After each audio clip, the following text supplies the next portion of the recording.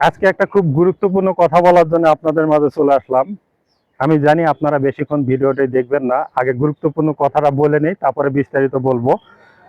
আজকে 3 তারিখ শুক্রবার। আমি যে জায়গায় দাঁড়িয়ে আছি এটা হচ্ছে হলো ইটাখোলা থেকে মলামগাড়ির রাস্তা। এই রাস্তাটিতে একটা ব্রিজ আছে, ব্রিজের সাইডে এরকম আগাছাগুলো দেখতে পাবেন।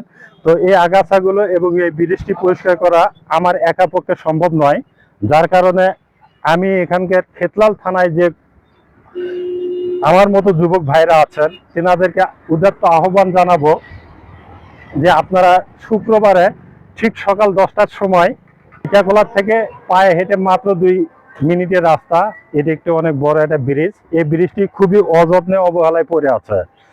আমি এই ব্রিজটি পরিষ্কার করার জন্য উদ্যোগ নিয়েছি, এটা আমার একার পক্ষে সম্ভব নয়, যার কারণে আপনাদের সাহায্য এবং সহযোগিতা আমার প্রয়োজন।